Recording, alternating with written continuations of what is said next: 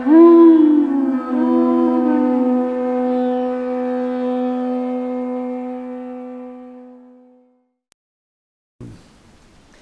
Namo Bhagavate Vasudevaya. Om Namo Bhagavate Vasudevaya. Om Namo Bhagavate Vasudevaya. Om Namo Bhagavate Vasudevaya. Om Namo Bhagavate Vasudevaya. Om Namo Bhagavate Vasudevaya. Hearing for the Srimad Bhagavad-Gita as it is, contents of the Gita summarized, chapter 2, text 17. Avinashi tu tadvidhi, Avanasi tu tadvidhi. yena sarvam idam tatam, Yena sarva idam tatam. vinasham avayasyasya, Nasham aviyasyasya. na kaschit kartam arhati. Kachit karta arati. Avinashi, Avanasi. imperishable. Perishable. Two, Two. but, tat, Tat. that, That. vidhi, Vidhi. know it, Know it. yena, Yena. by whom, By whom? sarvam, Sarvam. all of the body, All of the body. idam, Idam. this, This. tatam, Tatam. pervaded, Rated. vinasham, Vinasham. destruction, Destruction. avyayasya, Avayasya. of the imperishable, Of the imperishable. asya, Asya. of it, Of it. na kaschit, Nakashit. no one, No one. kartam, Kartam. to do, To do. arhati, Arhati. is able. Is able. Translation and purport by His Divine Grace Srila Prabhupada. Right. That which pervades the entire body you should know to be indestructible. No one is able to destroy that imperishable soul. Please repeat. That which pervades the entire body That which pervades the entire body. you should know You should know. to be indestructible. Be indestructible. No one is able No one is able to destroy to destroy that imperishable soul. imperishable soul. Purport. It's quite a long purport, 2 pages. This verse more clearly explains the real nature of the soul, which is spread all over the body. Anyone can understand what is spread all over the body. It is consciousness. Everyone is conscious of the pains and pleasures of the body in part or as a whole.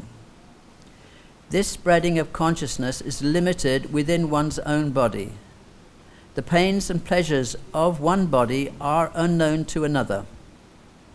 Therefore, each and every body is the embodiment of an individual soul, and the symptom of the soul's presence is perceived as individual consciousness. This soul is described as 1/10,000th part of the upper portion of the hair point in size. The Svetashvatara Upanishad 5.9 confirms this.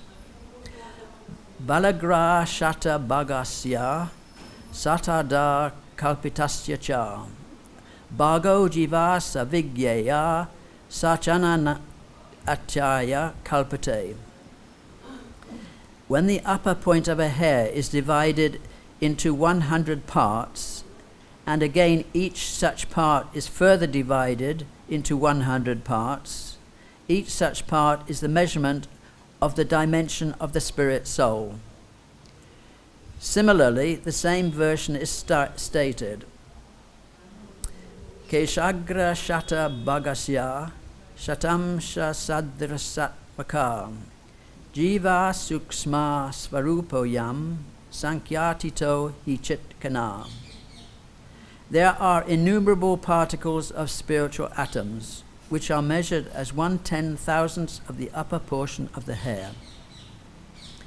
Therefore, the individual particle of spirit soul is a spiritual atom, smaller than the material atoms, and such atoms are innumerable. This very small spiritual spark is the basic principle of the material body, and the influence of such a spiritual spark is spread all over the body as the influence of the active principle of some medicine spreads throughout the body. This current of the spirit soul is felt all over the body as consciousness, and that is the proof of the presence of the soul. Any layman can understand that the material body minus consciousness is a dead body, and this consciousness cannot be revived in the body by any means of material administration. Therefore, consciousness is not due to any amount of material combination, but to the spirit soul. In the Mutaka Upanishad 3.1.9, the measurement of the atomic spirit soul is further explained. Esho nur atma chetaso paditavyo yasmin prana panchade samvivesha pranais chitam sarvam otam prajanam yasmin fijude vibhuvatchesha atma.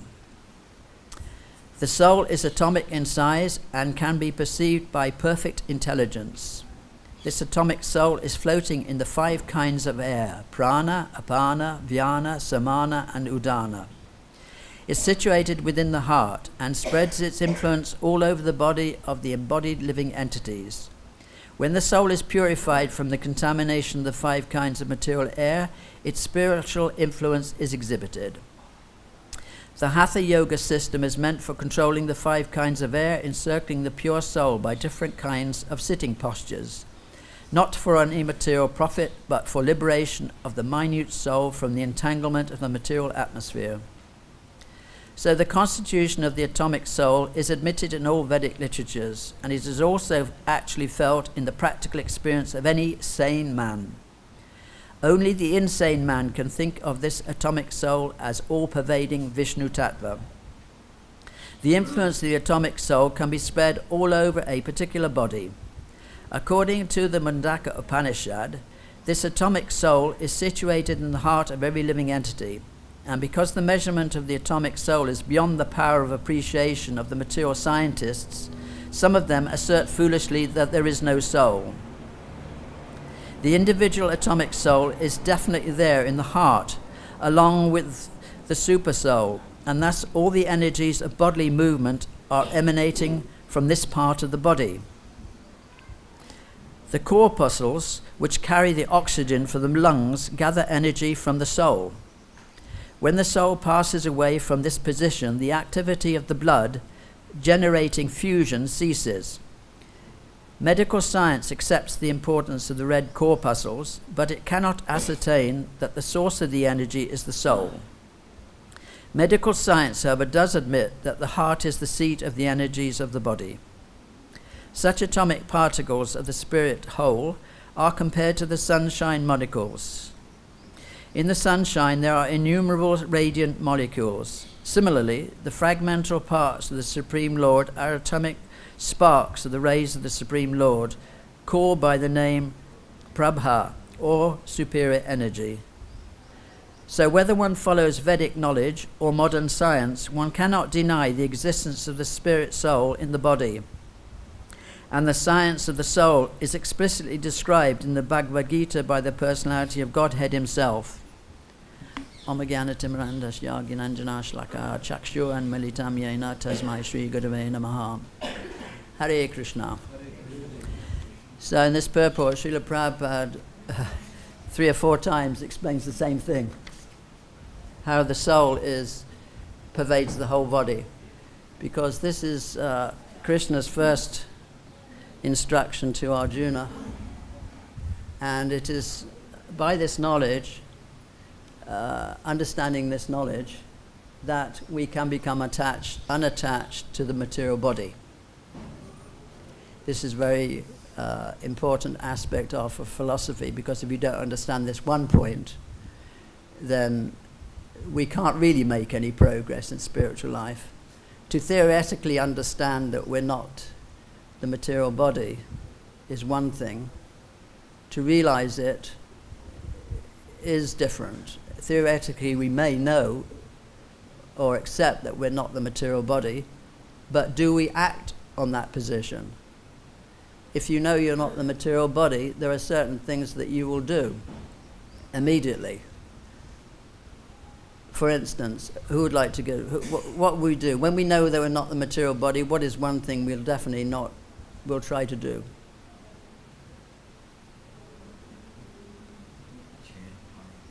Oh, chant Hare Krishna, right. But more poignantly, we will want to give up Yes, exactly. We want to give up what are described as material necessities: eating, sleeping, mating, and defending. Because these relate to the material body, just as they relate to the material bodies of the lower species. Lower species are engaged in eating, sleeping, mating, and defending. And if the human being is also engaged in those things, then there is no actual difference between us and the monkeys in Vrindavan. Maybe not the monkeys in Vrindavan or Braj, but monkeys otherwise, or any other kind of animal. There isn't any difference really, except that we do it in a more polished way. The human being will do it in a more polished way. The dog may sleep on the ground, whereas we like to sleep in a nice bed.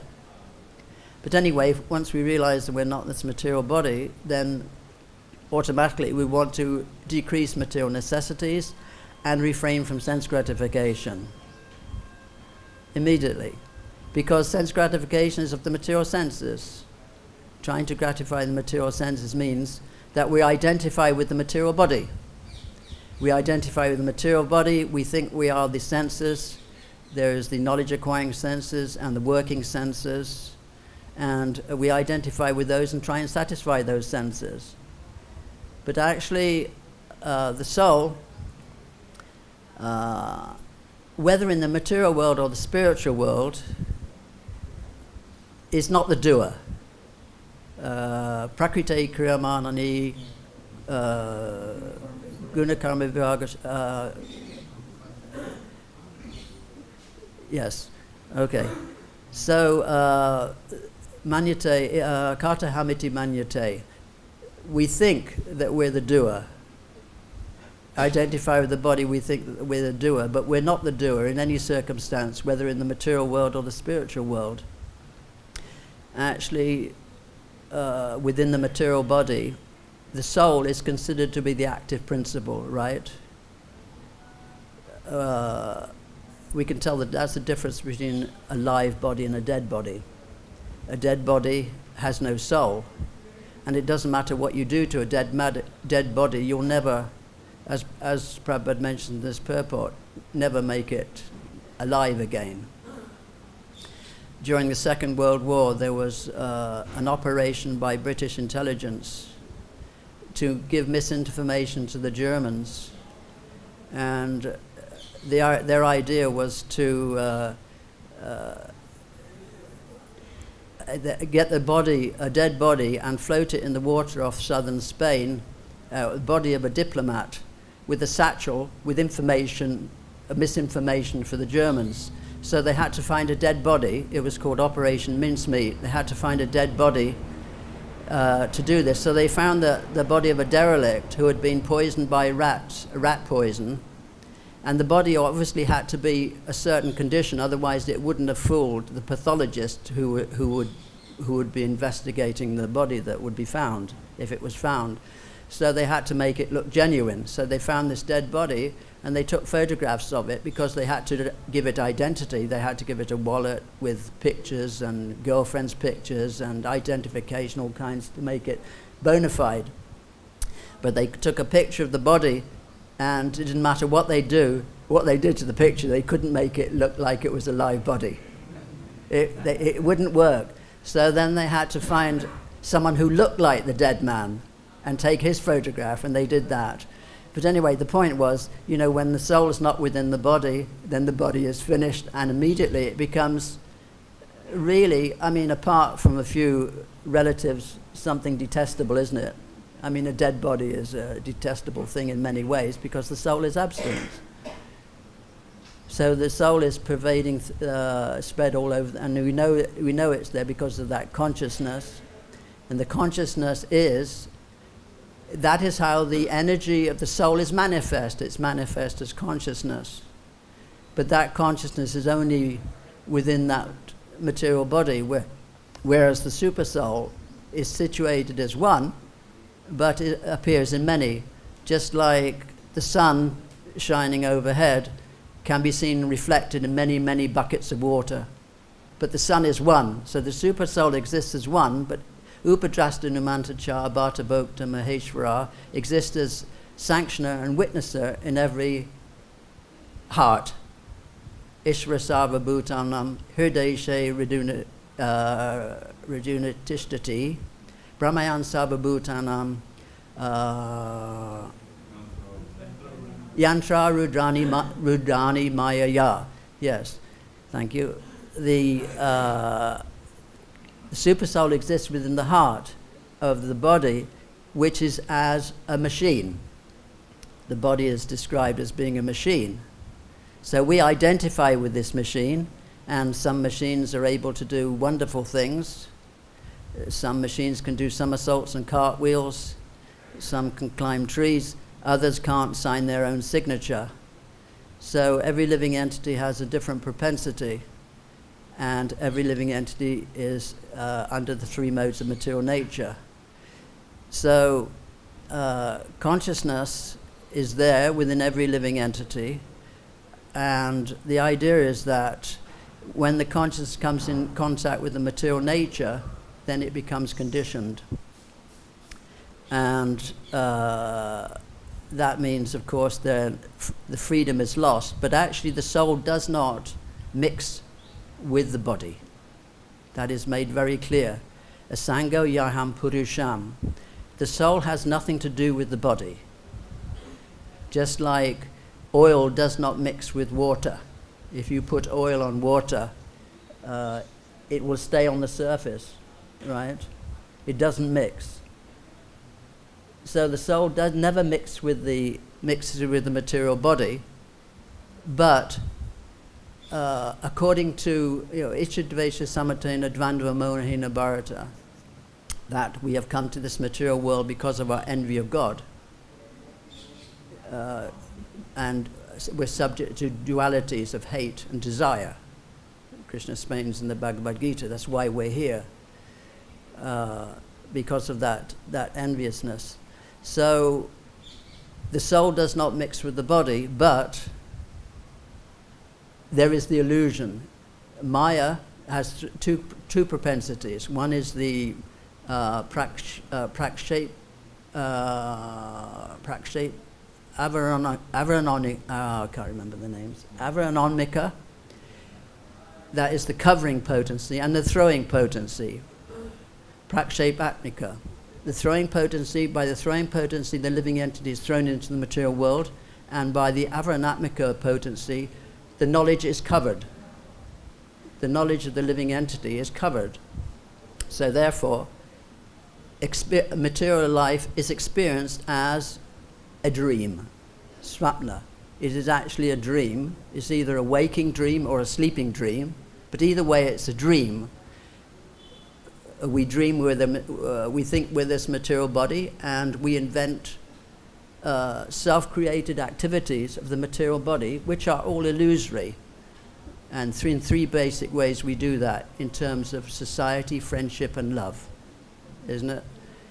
Human beings, in that illusion of the material consciousness, create friendships, create societies, and create some circumstances of love. But the idea is that we have to come out of that illusion. Jivan mukta suuchyate, and we can, in this material life, become liberated. Iha yasya harea dasye kamana manasa gira. That if we are prepared to use body, mind, and words in the service of the Supreme Lord, then we can come out of that illusion. Just like if you take the drop of oil on the water, you can scoop it out immediately. You can take it out of the water. So by the application of devotional service, we can also become freed of bodily identification, even in this life. And it doesn't have to take many lifetimes. Some devotees think now that it's a gradual process that will take many births, maybe, to become liberated. But this is not Prabhupada's program, and we should be very clear about that it isn't Prabhupada's program, that his program is to become liberated in this life and to not be born again, because we do not want to be born again, to have to again to suffer the threefold miseries of material existence, to suffer again the humilities of having a material body, the embarrassments that we experience on a daily basis, the fear the fear, the jealousy, all those things, that we don't want to have to experience those things again. So by the process of devotional service, we can, dedicating ourselves to that, we can become free from material consciousness and experience real happiness. Now the question is to be asked, are we experiencing spiritual happiness? Are we really engaged in devotional service? Because Prabhupada emphasizes so many times that real devotional service can only be performed from the transcendental platform. We can perform devotional service in the modes of material nature, but real devotional service, that means devotion with devotion, only begins on the transcendental platform. So when we experience transcendental happiness, when we become purified, it will not be like mundane happiness. There will be what we describe as a change in heart. It's not that we become devotees, we become initiated, and then life carries on, but now we're devotees. There has to be change in heart. Just like that Brahmana who was performing the Python Jagya in the Srimad Bhagavatam, he was not doing anything. He was just completely Krishna conscious, but he was lying on the ground. And was it Parikshit Maharaj met him? Parad Maharaj met him and could see the man was lying on the ground doing nothing for his maintenance at all, but he wasn't thin. He wasn't thin at all, so he asked him about that. So his answer was that, well, how are you existing like this? That he had observed in the world that so many people got married to experience material happiness, but nobody was happy. So he had given up the whole thing. So I can't remember the point I was leading up to that. But yes, thank you. Yes, are we transcendental? That's it. Are we experiencing spiritual rasa? So there is a test of that. Of course, the first test is: are we trying to give up our material necessities of life? Are we, for instance, trying to eat less? It's very important that we don't overeat, because there are 6 things that destroy devotional service, and one thing is overeating. And that is a thing we don't emphasize so much nowadays. And to the great detriment of so many devotees who are actually given up trying to control their eating habits. But of course, if we're not able to do that, as Krishna says in the Bhagavad-Gita, we cannot perform yoga. If you're not moderate in your eating habits or recreation, you cannot perform yoga. It actually destroys your spiritual life. So it's very important. I mean, in the Christian theology, gluttony was, as you know, was what? Regarded as what? One of the sins. Yes, not only one of the sins, but one of the 7 deadly sins. That was in Christianity. Of course, that is gone now. Christianity, who is in America, you can see now, I think it's up to certain parts of the population, 40% obesity. That's not overweight, that's obesity. And I know that in my country, in England, everybody now is like overweight, obese, the whole population, whereas when I was young, everybody was dapper and skinny. There wasn't the economy when I was younger, so people didn't have the luxury of being able to eat whatever they wanted when they wanted. So this is one important thing if we want to get freed from material body, that we have to control our senses. And this is one important thing, because tongue, belly, genitals, we know, are in one line. If you cannot control the tongue is considered to be the most important sense, because If you can control the tongue, then you can control the other senses. If you can't control the tongue, then you cannot control the other senses. So we are following a science. Devotional service is a science, and we should see it as a science. Like if you're cooking a preparation, you don't put in the right ingredients, you won't get the right results. If you're baking a cake, you don't put in the right ingredients, it won't rise. Like in devotional service, if we don't follow everything, we won't get the result. So these things we should be mindful of and help each other, especially in eating, because it's really hard to control the tongue. But with help, it's very possible. And once you get a taste for it, Srila Prabhupada said, first-class eating is you eat only when necessary, when you feel hungry. We don't follow that. Otherwise, he recommended 1 meal a day in the afternoon. Otherwise, regulated eating. And this is possible. Of course, people say now, well, I've got hormonal problem, imbalance. But this is after the event. You've got hormonal imbalance because you've been eating too much, that's all. So the idea, if you want to become healthy again and Krishna conscious and renew your vitality, then eat less. Just eat less. Eat less than you would want to normally. If you fill the stomach every meal for so many years, like most people for whole life fill their stomach, isn't it, from childhood, especially in the West where there's so much opulence now. People eat until they feel satisfied.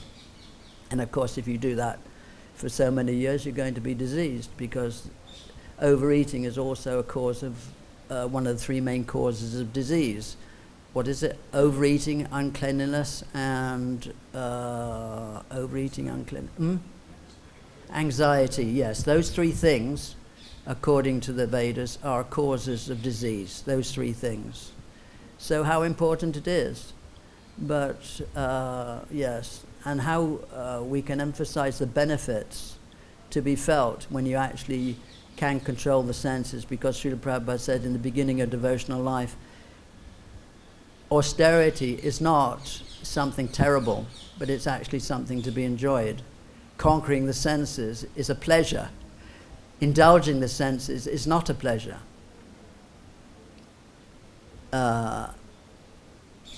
Yes, in fact, we lose our vitality by it. We lose the ability to be able to concentrate the mind, to focus the mind when we indulge the senses, especially in sex life, because there's nothing underscores our austerity and cleanliness than those indulgences. So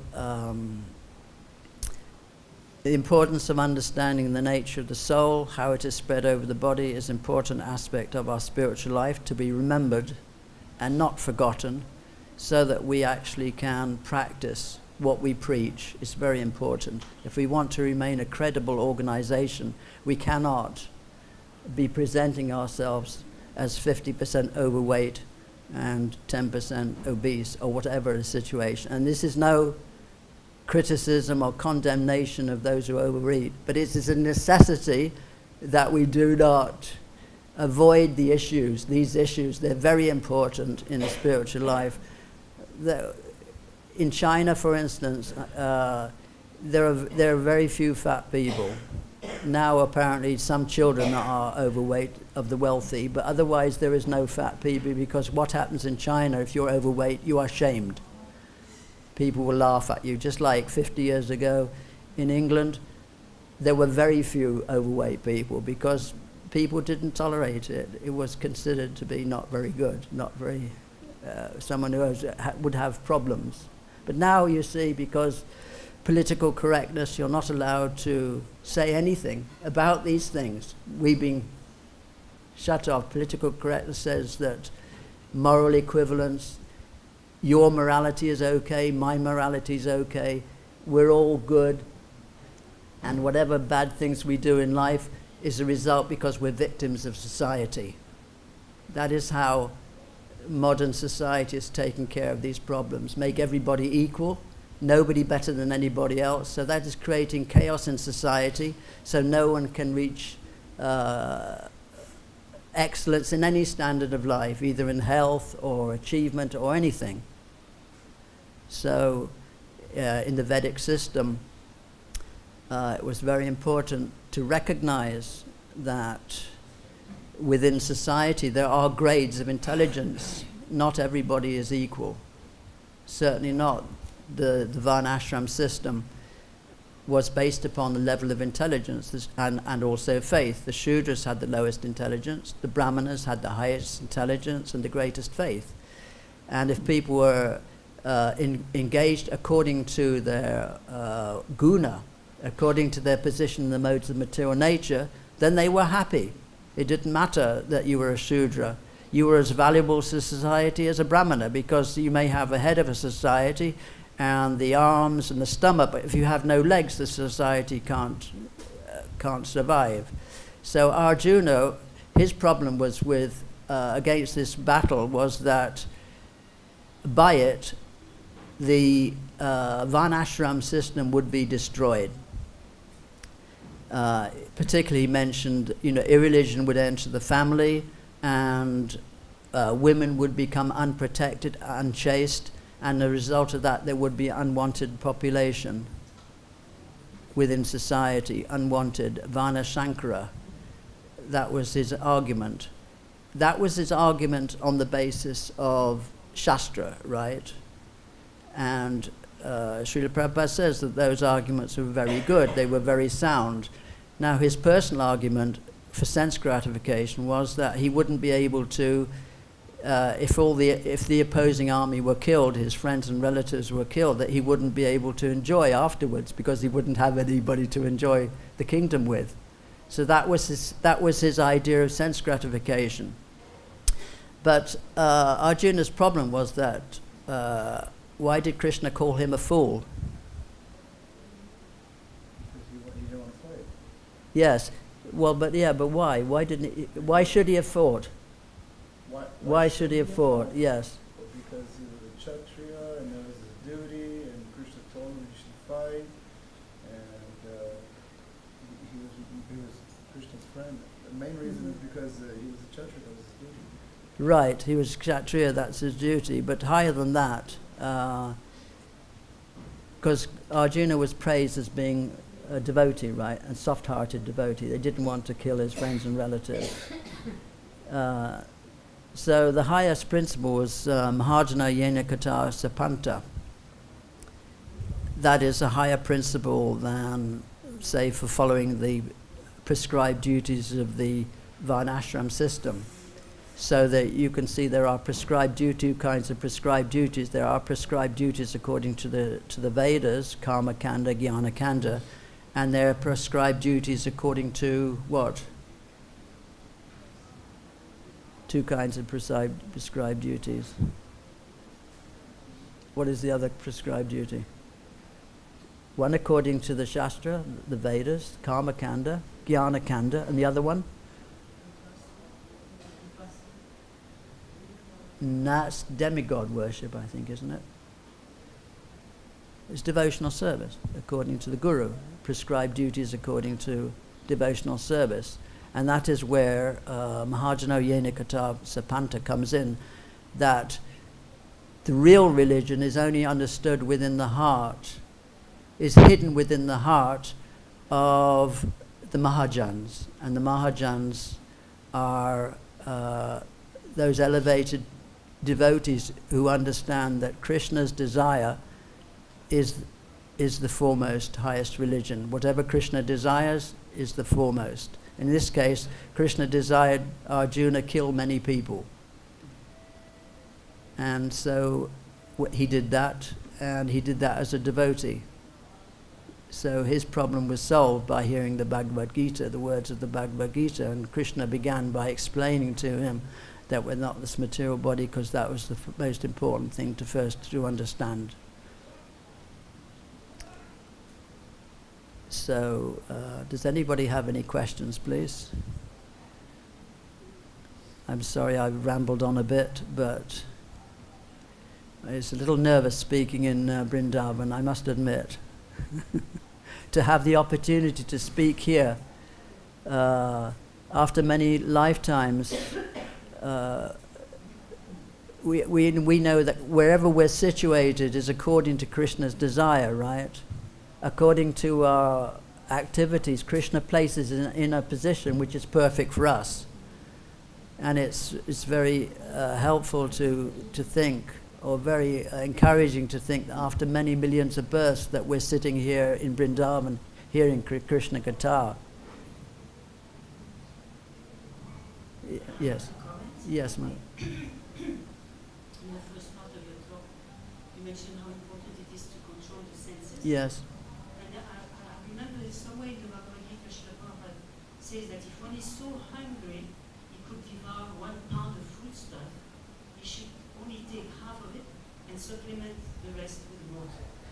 Yes. So I asked one Ayurvedic doctor one time, how do you know that your stomach is half full? You can't really look in there. So he said, well, when the first burp comes, you know you have eaten just enough to maintain body and soul together. No.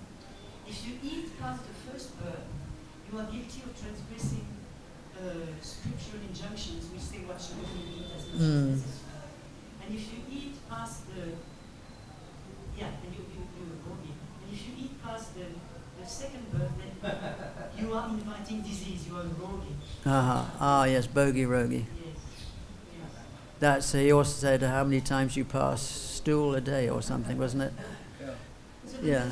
the thing is that when you told me that, then I said to him that I don't burp.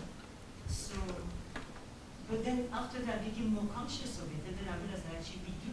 We're just busy talking while we're eating or doing so many things, and we don't realize that actually, yes, there's a little. Yes. But I realize if you become conscious of that, then. Well, that doesn't sound like a very scientific arrangement to follow. I mean, it's easier to know that if you desire to eat more, then you should stop. That's easier, isn't it? Anyway, for me. If you feel you want to eat more, that's a good time to stop. Yeah. You don't eat until you're satisfied. Okay. Huh? It was my experience that it helped me. Yes. That I became conscious. That Maybe it can. There is a burp. Yes. I should stop. Otherwise, I'm making. Well, usually, I mean, my experience, if you burp, you've eaten much too much already, yeah. Because the food is replacing the air. There's got to be, third air, third water, and third solids. I mean, isn't that the Ayurvedic arrangement? I'm not sure exactly. But there must be air, water, and solids within the stomach. This one was a well-known Ayurvedic doctor. Yes, Anyway. right. Well, they tell you to stand on your head. We should maybe do that too. Stand on your head is very good for the pineal gland. Yes. Is there any other question, please?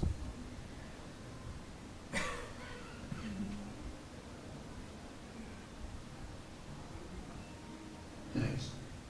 So as you were giving example, just like we are all machines just like everybody has the same body, same structures, but different activities, everybody is having the different activities according to the course of mental nature.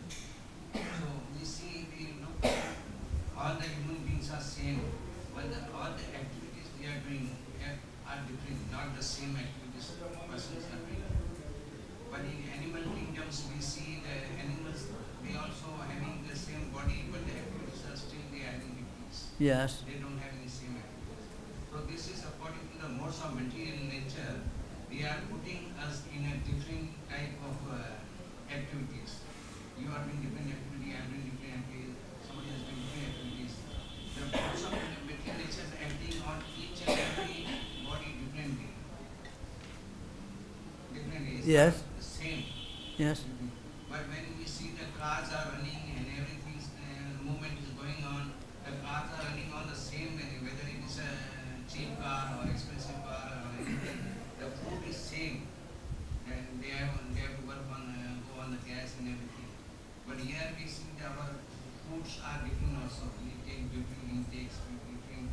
Some doctors say you don't eat this one, you don't this one, you this one. So according to that one, we are acting according to our whatever the body is required, like I said. So this is just like common thing, and how the things are going on. This is all depends upon Krishna, and Krishna says that I am doing everything. So the Lord is doing everything for each and everyone. Yes. We have to understand this now. How Lord's potential is working in different manner, in different bodies, and different in the multi-millions of people are there. And how Lord is keeping track of each and every. Right. Could you summarize that in a few words, please? Okay, one point you mentioned is that, Krishna is doing everything. Krishna is actually the only person hearing. He's the only active principle. He's the only conductor of the senses. And how that is working is described in an analogy that Prabhupada gives of fire and iron. The iron can be heated in the fire and it will burn, but it can't burn the original fire. So it's because of Krishna's energy, because otherwise our senses are dead matter. The brain, for instance, is a lump of dead matter. It's only activated by the energy of the Supreme Lord, by the SuperSoul actually, only activated by the SuperSoul. And we are not the doers. It's because when Krishna withdraws his energy, then matter doesn't do anything. It's just dead. So in that way, yes, the soul, the Jivatma, is the active principle of the body. Because of the presence of the Jivatma, it isn't just two secretions will create a human being, but it requires the soul there, because that's the active principle. But the active principle of all the living entities and the universe is the SuperSoul. Garbhodakashayi Vishnu is the SuperSoul of the universe. Kshirodakashayi is the SuperSoul of living entities, and he's within every atom. So in that way, everything is going on. We only have the living entity, the Jivatma, is also described as Purusha, controller, only in as much as he can desire. You can either desire to serve Krishna or not. Otherwise, we are not in a position to do. Krishna is the doer in all circumstances, whether in the spiritual world or the material world. It's a very nice realization to know that whatever we do is Krishna's arrangement. This is being Krishna conscious, of course. To think that we're the doers is, of course, the illusion. Not to experience Krishna in our life, it means that we're identifying with the body. Yes. The idea of controlling the tongue. Yes. When people are new to Krishna consciousness, just coming in, Yes. we alert them by good prasada. Yes. Like we don't restrict. That's right. And for quite a few years, because we're giving up a lot, Yes. so the only thing we got left is the food. So Right. if you get that out too, it becomes real austere. Right. But for older people that would have been around for a long time, maybe they can apply these. Well, you can, because it becomes pleasurable. Just like For most people, just like cleanliness is another example. To be clean is the cause of happiness, personal happiness. But to realize that is another thing. yeah. To live cleanly it makes you happy, because it's in the mode of goodness. So controlling the dhammas, controlling the senses in the mode of goodness, so it gives you happiness. That's not even Shuddha Sattva. That's in the mode of goodness. The other aspect is, like we compare the Mayavadi's activities to the devotees' activities. Mayavadis are more renounced. Yes. They're not allowed to have sex life. Right. But in Krishna consciousness, sex life is allowed. Yes. So, but we know devotees are more advanced than people who are Mayavadis. Well, they're offenders. That's their problem. They can become liberated, but then they fall down again. Yeah, what I'm saying is we enjoy more sense gratification than they do. Hmm? We are enjoying more sense We are. gratification than they are. In what way? Because we can Because eat. they give up sex life completely and we don't. We don't have to do that. And, Right. But that's a fine line. I mean, Grihastha Brahmachari is yeah, very but still very there's- strict. There's room for sense gratification. Yes, there is some allowance. And also this idea that giving up sense gratification is a sign of surrendering to Krishna. It's not complete because, like in the Bhagavatam, you have stories like King Satyabhata or Priyabhata, one of the others. It was a Naishtika. Oh yes, he was asked And he to. was going back home back to God, and then he was asked to rule the world. Yes, And then he got to get married. he needed a wife. So he decided to follow our instructions. He favored our instruction over his desire to go back to God. And so he accepted sense gratification to some extent, which seemingly he didn't need. Yes. But he wanted to do what Krishna wanted him to. So Lord Brahma asked him, I think, wasn't it? spiritual advancement is to do what Krishna was doing to do. Mhm. Some people have more sense gratification than others as devotees. It doesn't mean they're less advanced. It's just they're what they need. So Yes. it's strange Yeah. because you have like people like Prahlad Maharaj, Dhruva Maharaj. They saw the Lord face to face. Still, they got married later on for a higher duty. And Arjuna also. There's many examples of people. The Bhagavatam is full example of sense gratification. Yes, More but than right. So,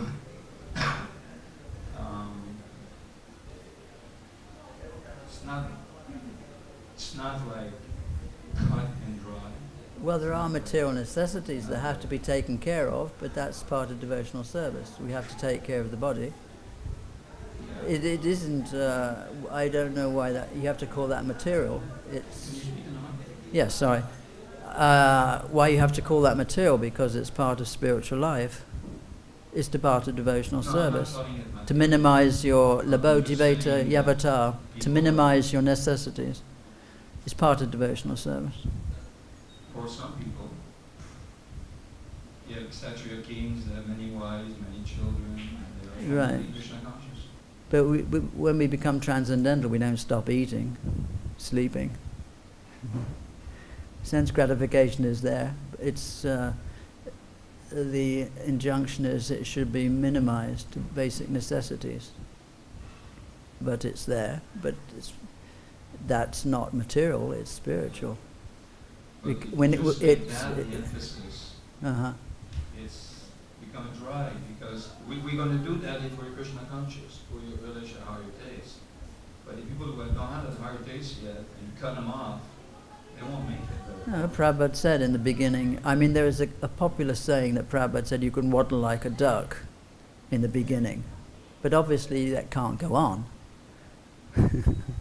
Eventually, you know, when you do acquire some taste, you'll want to eat less. Lord Chaitanya also used to feed us the body up to the neck. Right. But they're all transcendental, so Yes. Was that verse in the life's desire should never be directed towards sense gratification? It's in the first canto. In his commentary on the Nectar of Instruction,